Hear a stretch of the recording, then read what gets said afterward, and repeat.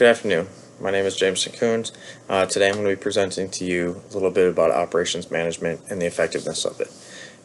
So first off, I'm going to talk about operations management and what it is. It's the key to the successful and efficient and profitable outcome of any company. It impacts everything from the very start of production till the final sale or completion of the product. Productivity goes hand in hand in organizational performance directly, affecting the profit margin and success of the company. Operational management oversees productivity to optimize organizational performance and can be the difference in a company's success or failure. Systems internally or externally can be used to measure, analyze, and track performance indicators from manufacturing to finalization of sales and everywhere in between. The constraint theory is something that comes into play when we're looking at production. It's defined as the methodology for identifying the most important limiting factors, constraints, that stands in the way of achieving a goal, and then systematically improving that constraint until it's no longer a limiting factor.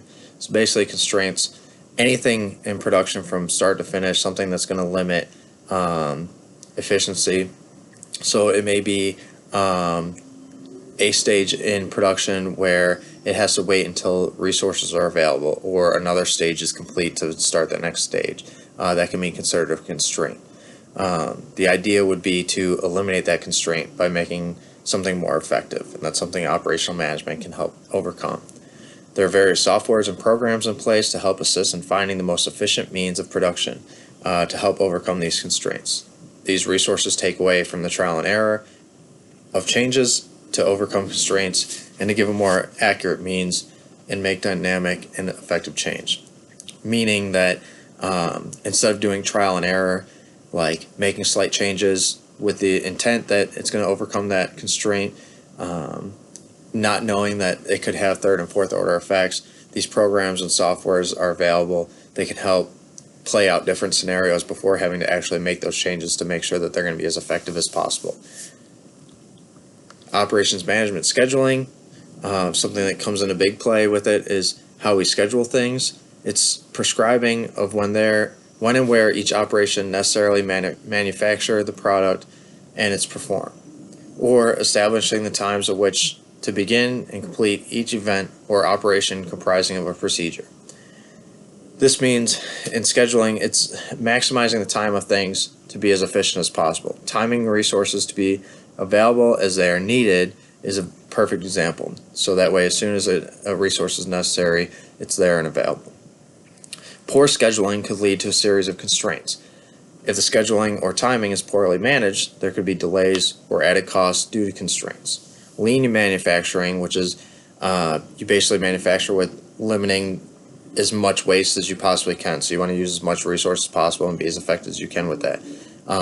It adds an importance on scheduling. So by having less resources available at hand, that makes scheduling even more important. The need to ensure everything is scheduled perfectly is the only way that it could work. All right, critical path method, also known as CPM.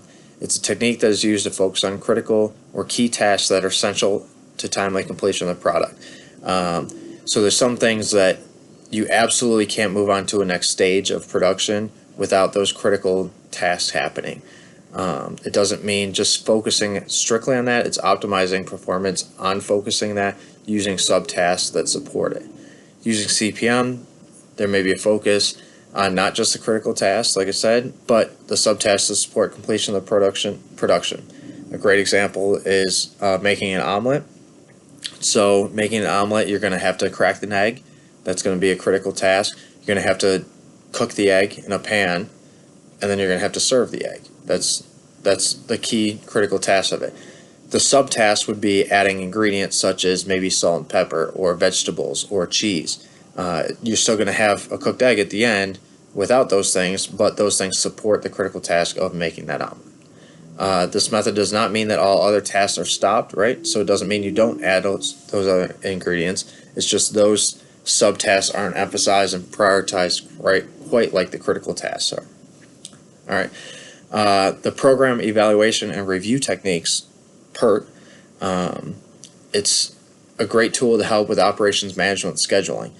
We use this with a PERT chart, A lot of times we can use a template or software or assistance in some way to help us with that. It's a blueprint of production from the start to the end of production in a chronological basis. This is used to help manage production operations by scheduling or timing various elements to maximize efficiency of the product. There are many steps from the start of production to the shipment and completion of the item, and a PERT chart makes sure that they are done and done correctly. And it's a quick and cost-effective way to do this. Right? So this is another way we can look at something in chronological order from start to end of production, and exactly the timeline that things take. So this could have multiple things happening at the same time. So a great example would be maybe a stuffed animal. So there's portions of that stuffed animal being built, multiple portions of that stuffed animal being built simultaneously, and they all come together at the end and get added together. Maybe it'd be clothing on a teddy bear that gets sewn on at the end, and then it gets boxed up and shipped out. All right.